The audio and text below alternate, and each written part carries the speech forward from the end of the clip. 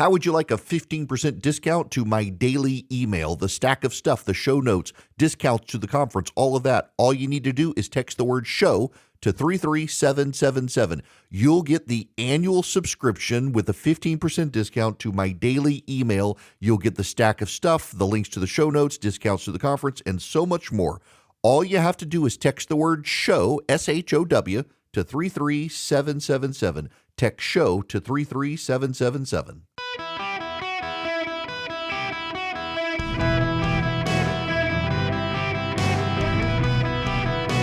Welcome to the Eric Erickson Show podcast, Hour 3. Hello and welcome. It is Eric Erickson here across the United States of America.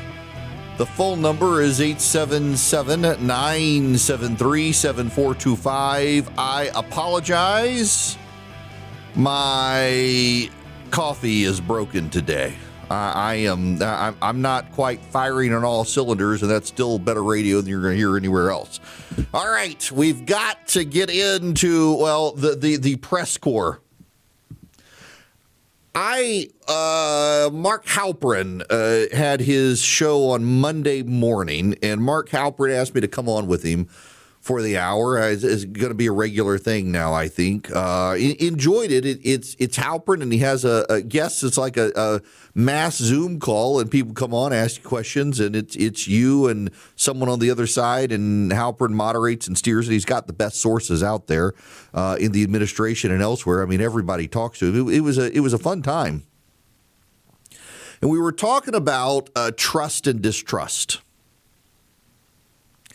It does not help the Trump administration to have Kristi Noem come out right after Mr. Preddy has been killed and say he was a domestic terrorist, or to have Gregory Bovino come out and say Mr. Preddy wanted a mass casualty event. We now know, and CNN is reporting, that Alex Preddy was involved in an altercation with the Border Patrol last week and was injured and possibly broke a rib or cracked a rib. He clearly had gotten himself in the mix with Border Patrol. He wasn't just being a passive bystander last week. And this week, he did enter into the fray with his video, with his phone to video them, and tried to position himself between someone who Border Patrol shoved over. I've had a lot of conservatives come after me for my take that he was not directly at fault for getting shot. And I don't care, because I'm telling you the truth. You can watch the videos for yourself. Unless you're completely jaded partisan, the fact is he was on the ground and disarmed, and then they shot him. He was disarmed, and that's the relevant point here. He was disarmed, and then they shot him. I don't care whether you think Alex Preddy was involved or not, or stirring up trouble or not. And last week he got a broken rib in an altercation with Border Patrol. And this week he certainly put himself more at risk by bringing a gun. It was his right to do it. But, I mean, with your right to carry a firearm, sometimes there can be escalations and incidents with you there. But he was disarmed. And then they shot him. And I'm just here to tell you what's going on, not to give you your tribal spin or scratch your ears or tickle your ears or what have you. And this gets to the trust issue with the government and the way Noem handled it, the way Stephen Miller handled it, the way Greg Bovino handled it. They were wrong. They were absolutely wrong. And they waded in before the facts could possibly have been known. And they said things that simply were not true and that they could not have been known by them at the time. But they did it anyway. And so I'm talking to Mark Halperin about this. I said, this goes back to COVID. A lot of the advice given during COVID turned out to be wrong. And we now know they had no basis for the advice to begin with. 2 weeks to stop the spread, in theory, makes a lot of sense until you realize that people were not actually going to isolate from their family in the way the government wanted us to. Also, I mean, even I, who was willing to take the government at its face with a lot of its advice up front, knew and said that the data already shows that COVID doesn't affect young kids. So why are we keeping them out of school? And look at the ramifications of it. We also now know that as the virus evolved over time, the masks simply did not work. And they doubled down on it even after it was by that point known that the particulate of the virus were so small that it was penetrating the masks. We know that the vaccine wasn't actually a vaccine. It certainly minimized infection. You know, there is actually disinformation on the other side, too, that people who had the vaccine disproportionately died. That's not actually true. And some of you think it's true because you've heard this repeated online, including by Robert Kennedy, but the data doesn't actually bear that out. But the experts got a lot of stuff wrong in COVID. And instead of having the humility to say they are wrong, they either doubled down or they ran away to avoid accountability. Kristi Noem and Greg Bovino and Stephen Miller are not going to come out and say they were wrong. They are not going to apologize, but they were wrong. You can't trust the government to tell you the truth. They aren't able to tell you the truth on COVID. They aren't able to tell you the truth on this. We still have people in the government who refuse to acknowledge that the lab leak was most likely with COVID. And we still have members of the press who refuse to acknowledge that the lab leak theory was the most honest theory of what happened. We still have people in the press who refuse to acknowledge it. So now comes word that the Washington Post is about to engage in mass layoffs. And they're mad at Jeff Bezos. The Washington Post reporters are mad at Jeff Bezos. And they're mad at Will Lewis, who is the editor. And they're claiming that these gentlemen, the owner and the publisher, they're bad stewards of the Washington Post. I don't know if y'all know this or not, but the Washington Post is not an entity to be stewarded. It is a for-profit corporation. It is not a nonprofit. It's a for-profit business. It is owned by Jeff Bezos, who wants to make a profit. He's not there to steward an entity. He's there to try to make it make money and become an entity worth reading. And the prior publishers and owners of the Washington Post made a whole lot of mistakes. While the New York Times was thriving and growing, the Washington Post was scaling back. And these people are upset that people are losing their jobs. They're upset they're losing their sports section. Why does the Washington Post need a sports section? There are plenty of other entities out there that can cover the sports, including the sports radio people. And now at CBS News, they're upset with her as well, Barri Weiss. You know, to Barri Weiss's credit, I've heard more about CBS News in the past 3 weeks than I have in the past 3 years. More people are talking about CBS News right now, and most of it is the reporter and journalist class. And they're all talking about it as if they have ever thought it mattered. It's always been the third-ranked news outlet. Of CBS, ABC, and NBC, CBS has been in third place since Dan Rather took over from Walter Cronkite. Back when I was a kid, you had Tom Brokaw and Peter Jennings and Dan Rather. Peter Jennings died after 9/11, had lung cancer. Tom Brokaw stayed. Dan Rather was forced out after 2004 because he lied about George Bush's military record. Tom Brokaw was the only one of the three who retired gracefully. Jennings died. He otherwise would have retired gracefully. Dan Rather is now just a bitter leftist. We always knew he was a leftist. But Dan Rather presided over the decline of CBS News. It was in third place. So along comes Barri Weiss. She puts a new anchor in, and now everybody in the media is talking about it, and they're talking about it in the negative. They don't like the changes she's making. Tim Carney, he put this tweet. They're complaining, saying that the internal staff at CBS is, why do you respond and say you're doing this to a right-wing network? Tim Carney writes, what's the old saying, when you're accustomed to privilege, equality feels like oppression? That is the change that's happening at CBS News. See, let me tell you, one of the biases in the press is not what you cover, but what you don't cover. And one of the other biases is who you let speak for a side. What the mainstream media likes to do is find the fringiest fringe person. I say this as I'm going to be on CNN with Aaron Burnett tonight. They'd like to find the fringiest fringe person and have that person speak for the right. When I was at CNN, when I was a paid contributor at CNN, they always wanted me to come on as the pro-life person to talk about abortion. And I had a standard policy when I was at CNN. I refused to talk about abortion if the person on the other side was female, because that's what CNN liked to do. They like to have a female pro-abortion advocate against a man who is pro-life. And every time I would send them a list of the pro-life women I knew, whether it was Marjorie Dannensfelder at Susan B. Anthony or Charmaine Yost at Americans United for Life, or you name it, there was a lot of them. Penny Nance at Concerned Women of America.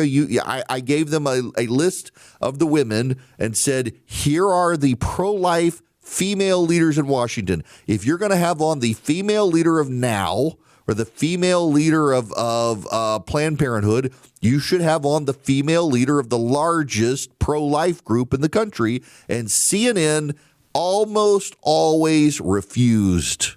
They'd find another man because they wanted the image of it being a male pro-lifer telling a female pro-abortion person what they could or could not do with their body. That's what they wanted. And they wanted the pro-abortion person to make the attack that how dare you, a man, tell me what I can do with my body. It's the way they told the stories. What Barri Weiss wants to do at CBS News is match the competencies of the left with the competencies of the right. So you have a good qualified pundit on the left. They want a good qualified pundit on the right. They don't want just a throwaway radical who's just going to say the Trump line. They don't want that anymore. And the left believes that's a sign of bias. Because the dirty little secret is the left is not really good at making arguments against someone who's competent on the right.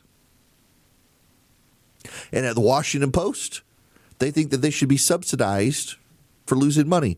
Barri Weiss, in her meeting with CBS News employees today, said that people are not willing to pay for the product that CBS is producing, and they're not willing to watch it. If they're not willing to watch it, CBS can't raise its advertising rate, and she wants people to watch CBS News. And to the credit of the people in the media on the left, they're complaining about CBS News so much the ratings have gone up. More and more Americans are tuning into CBS's Evening News with Tony DeCappo to see what all the fuss is about, and they get there and they're like, this is pretty reasonable. Maybe I'll keep watching. It's been kind of funny to watch how that shakes out. The American Press Corps believes that they have a right under the First Amendment that you and I don't have, when really all of us have that right. More importantly, they believe they should be subsidized for doing their work. As I said to Mark Halperin the other day, I believe in a free press, and I actually think a free republic needs a free press. We need a free press in this country. We need local media. We need national media to hold leaders accountable, to investigate corruption, and to expose it. That's why the First Amendment exists in part. The problem is we don't have a free press in this country anymore. We have a press that is held hostage to its biases and prejudices, often against the right. They refuse to cover things fairly. And when Barri Weiss comes along and says, hey, we're going to be fair to the right, we're going to characterize it accurately, and we're going to put on voices of the right who aren't the nut jobs in the fringe, but the mainstream voices of the right, the people on the left are throwing a temper tantrum now. How dare you allow the right to appear normal? Meanwhile, you got the blue-haired barista tribe that wants full representation in the media. You got the people at the Washington Post complaining because they've hired more conservative op-ed voices, and they've allowed conservatives into the editorial boardrooms and meetings at the Washington Post. The left feels entitled to control the press, and they are not going to handle it as their monopoly on the press breaks down. They simply can't handle it. We need a free press. Our press is not free. Our press is held hostage to their hatred of people like you and me. And they can't handle it that others have come along now and are purging that hatred and demanding fairness. Hello and welcome. It is Eric Erickson here. This is kind of crazy to me. So Kelly Zinn has been hired by Rutgers University as his athletic director. As she got hired July 30th of last year, a month after the fiscal year ended. And guess what? It turns out Rutgers has a $78 million with an M, $78 million deficit in its athletic program. That's crazy. That's insane. The athletic deficit has totaled $516.9 million since it joined the Big Ten in the 2014-2015 year. There is a $47.2 million shortfall right now. How does an athletic program lose that much money? It's not in the SEC. That's why. I'm flabbergasted. Although I gotta say that, given Indiana, I mean the SEC has had a good run, but it's getting some competition in the era of name, image, and likeness. You know, Congress is still trying to get Nick Saban to tell them what to do on NIL stuff, and Saban has kind of washed his hands of it. Ted Cruz and I think Chris Murphy, the progressive senator from Connecticut, are hatching a plan. Maybe it's Coons from Delaware, but. Cruz and a big lib in the Senate are trying to work out name, image, likeness stuff because it is a real problem now as schools are just throwing money at students. There was one I saw the other day, some kid, he's been to like every school in the SEC, and then you got the Miami quarterback, Carson Beck, who he's done with school, but he's still playing on the college football team and not going to the NFL. College sports is just becoming the minor league of the NFL, the college football, and I don't like it.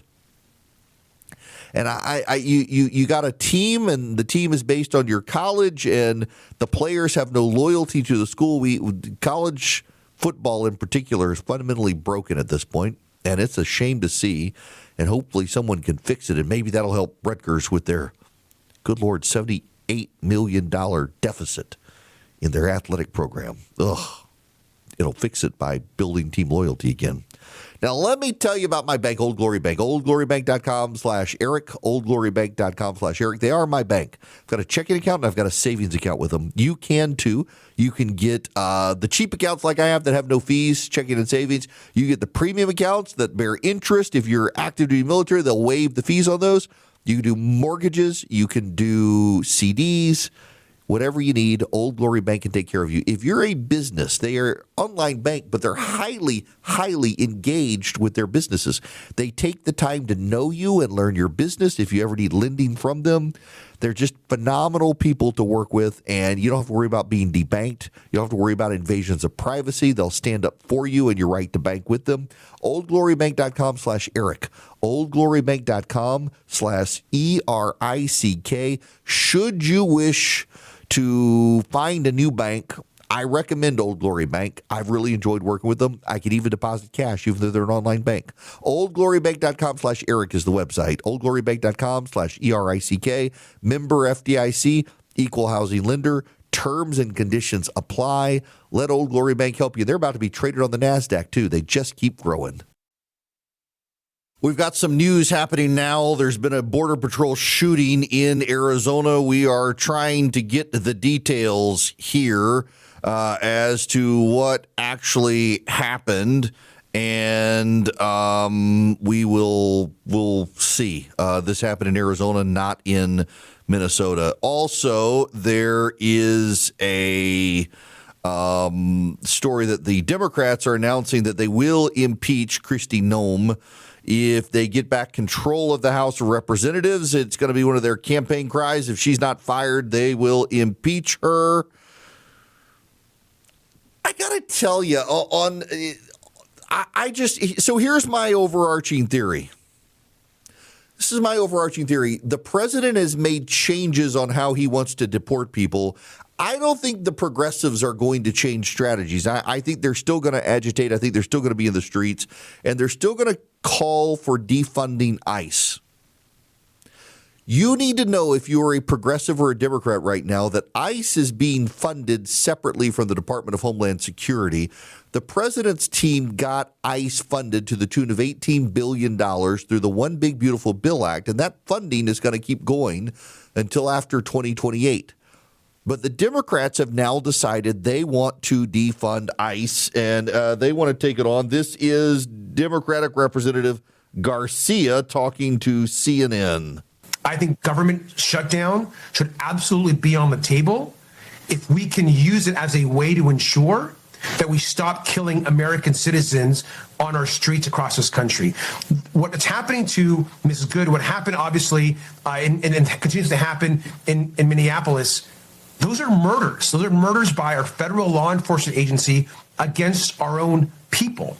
So we have to use every single lever that we have to ensure that this stops and ends. Donald Trump is creating his own militarized national police force with ICE. That's exactly what he's doing. That's only accountable to him. So Democrats have to be forceful in this moment. We have to move forward and impeach Kristi Noem. We have to move forward and demand that Donald Trump do the right thing in this moment. And Leader Schumer and Senate Democrats have the opportunity to actually get some reforms in this moment. That's Representative Garcia of California. Basically, we need to shut down the government to do this. We got to impeach Kristi Noem, et cetera, et cetera, et cetera, et cetera. They're not going to get the reforms they want on this. They're simply not. But it's not just him. This is Senator Amy Klobuchar, who's now going to run for governor in Minnesota. We want immigration enforcement. We want order at the border. But what we don't want is groups of basically thugs roaming our streets, not following the law, not wearing body cameras, ramming into people's houses without judicial warrants, picking up legal citizens, not getting the proper training. They're down to 47 days of training from 5 months. And then just too much money in their budget. They increased their budget. I voted against this by 3 times. They are now bigger than the FBI. They have $75 billion, and you can see the results of it with this surge. I would rather use that money for local law enforcement. Let's give this to the police officers in our state and help our state in other ways with health care and the like. We're always going to have immigration enforcement. We should. But the way it's being run now is just wrong. Wait. So you want to send the ICE money for local law enforcement, but cities don't want to pay local law enforcement. You know, the mayor of New York is now cutting the police department. So you're going to want, 10 guys who make 7 figures, I guess, on the police department and say you haven't cut the budget? That's the play. But also Democratic Senator Chris Van Hollen, who's in the Senate now, where the Homeland Security budget matter is. How do you feel about calls among some, not all, Democrats to abolish ICE? I think it requires radical reform, but because what we're witnessing right now is it's completely out of control. But of course, a lot of that, John, is the messages they're getting from Donald Trump and Steve Miller and Kristi Noem. I mean, Kristi Noem should be out of there, right?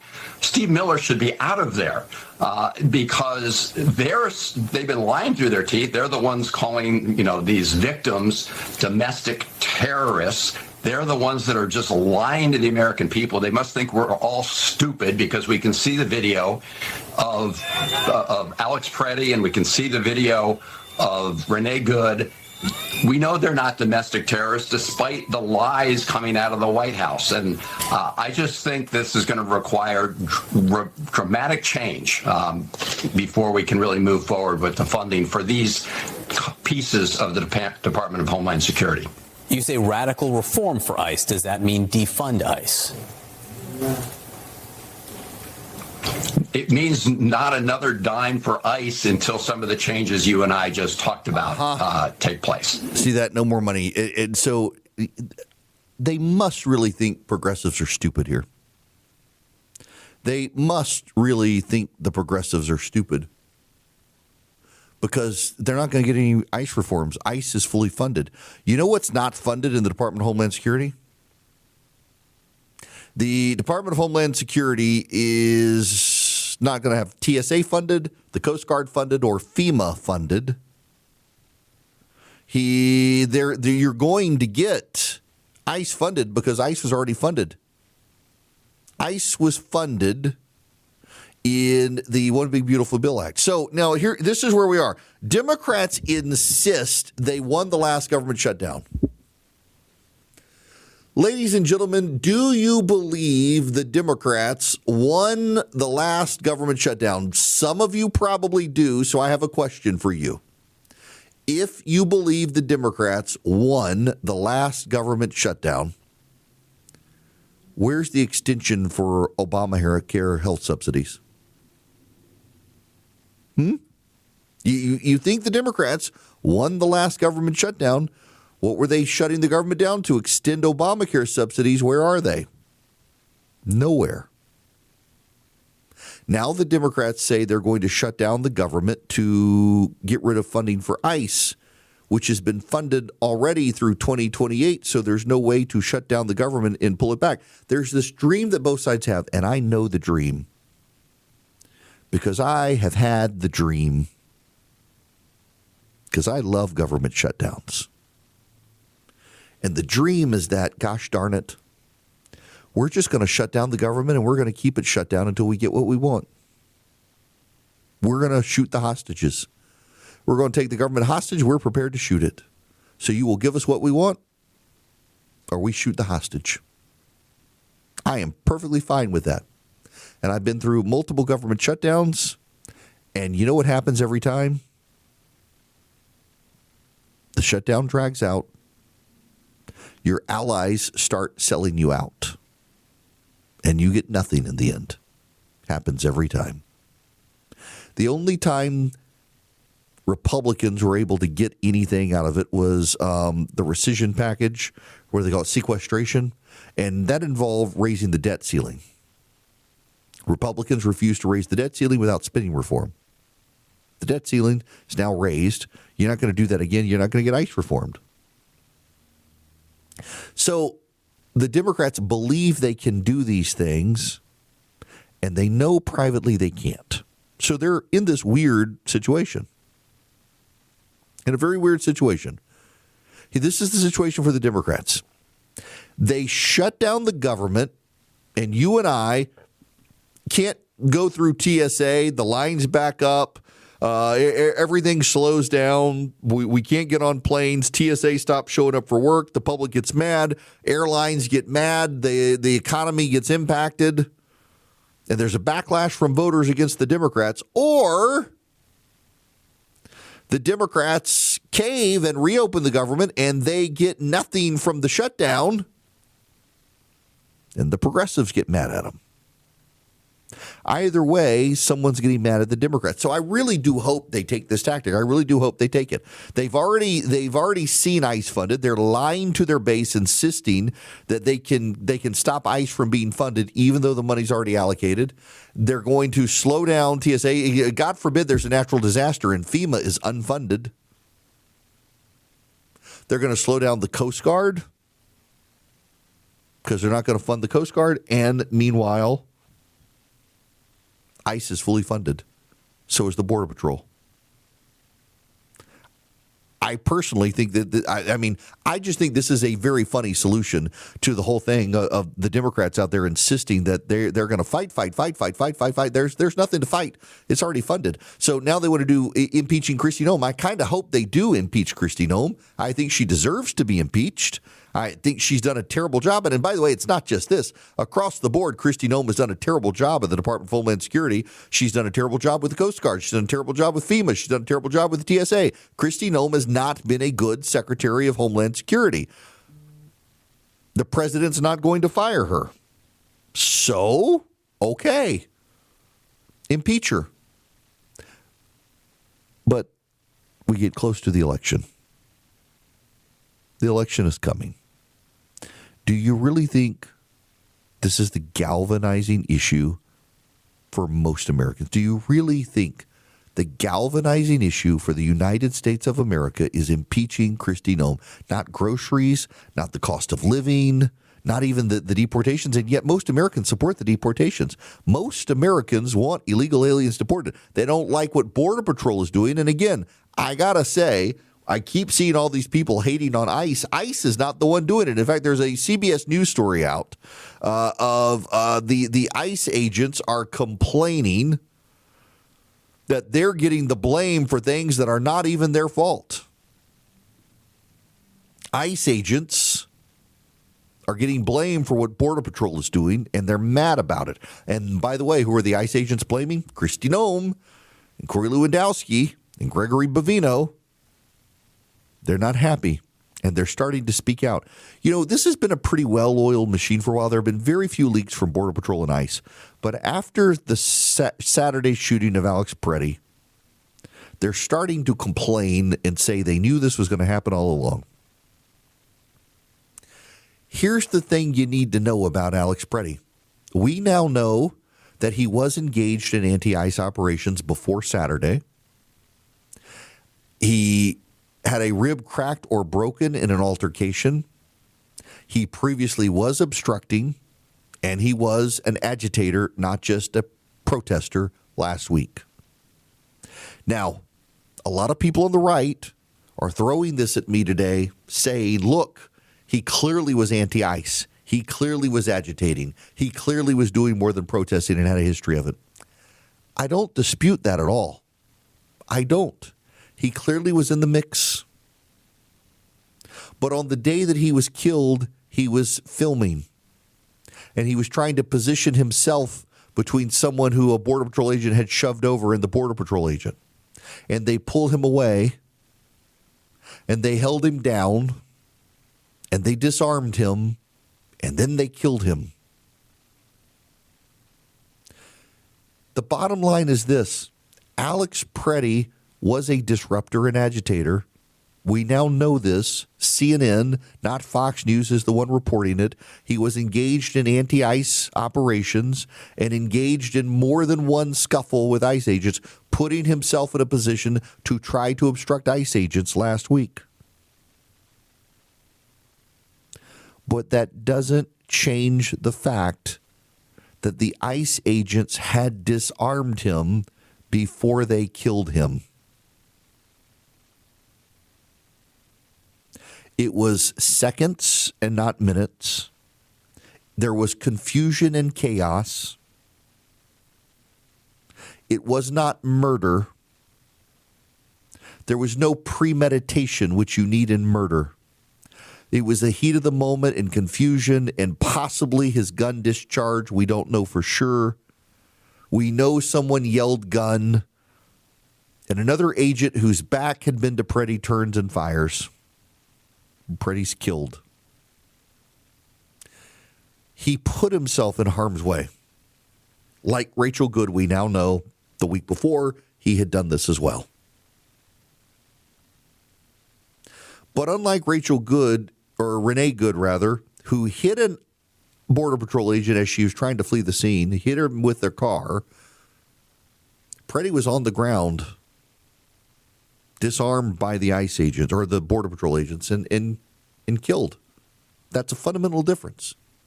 And if you don't want to see it, that's fine. I'm just telling you, I watched way too much of the video, and this new evidence, people are saying, see, Erickson, he was an agitator. He was an agitator. I don't dispute he got into the mix last week, and he clearly was involving himself in the situation this weekend, although mostly he was just filming.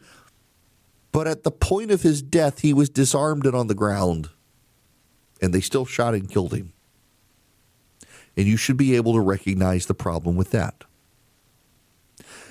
Those of you on Alex Peretti's side, however, should also be willing to recognize the problem of the vigilantes of the left who are deciding to involve themselves in these situations and stop Homeland Security and stop Border Patrol and stop ICE from rounding up actual people who need to be rounded up. Last week, Border Patrol tried to arrest a child rapist, and good white progressives got in the way so the child rapist could escape. How is that justified, allowing a child rapist to escape? But that's what's happening. There are problems on both sides here. The problem, however, is not the government's desire to deport bad people. You want to know one of the reasons Democrats are doubling down on the defense of illegal aliens? And they are, by the way. They don't want to cooperate. In New York, in Buffalo, New York, the mayor now says that local police are no longer allowed to cooperate. In Virginia now, they're not allowed to cooperate. In a lot of places, these sanctuary cities and states are. Well, here's why. Because when you look at the 2030 apportionment forecast from redistricting analysts, Texas is expected to gain 4 seats. Florida is expected to gain 2 seats. Arizona, Georgia, Idaho, North Carolina, Utah are all expected to gain a seat. California is expected to lose 4 seats. Illinois, Minnesota, New York, Oregon, Pennsylvania, Rhode Island, and Wisconsin, they're all expected to lose a seat in the Electoral College, which means not only will Republicans pick up seats in Congress, but in the Electoral College, Republicans would be able to win the election for president without having to win Pennsylvania or Wisconsin. Pretty wild. That's the way the direction is going. But keep in mind, illegal aliens are counted for purposes of the United States Census. So Democrats are using illegal aliens to offset the citizens moving out of their states for purposes of the census, for the congressional apportionment, and for the Electoral College. It's not really about propping up or defending innocent people. It has everything to do with their electoral states. And you know and I know, if they thought that these illegal aliens were going to vote Republican if they became citizens, they'd be trying to get them out of the country as quick as possible. It's all politics. Folks, I'm pleased to announce that Eden Pure is back now after the holidays. The Thunderstorm air purifier destroys stubborn odors at the source. It's not a cover-up like candles or sprays. It uses 2 advanced technologies to kill 99.9% of bacteria and viruses. It removes dust and pet dander, smoke, eliminates any odor, and no costly filters to replace. No more stinky smells from litter boxes, trash cans, cigarette smoke, dirty diapers, stinky shoes, musty basements. The Eden Pure Thunderstorm 3 air purifier, if it can't get rid of the odor, you can send it back within 30 days for a full refund with Eden Pure's tough odor guarantee. There's no risk of trying it. So how do you do this? You save $200 on an Eden Pure Thunderstorm 3-pack. You go to EdenPureDeals.com and use the discount code ERIC3. You save $200 on 3 Thunderstorm 3 air purifiers. Go to EdenPureDeals.com, put in the discount code ERIC3, ERICK3.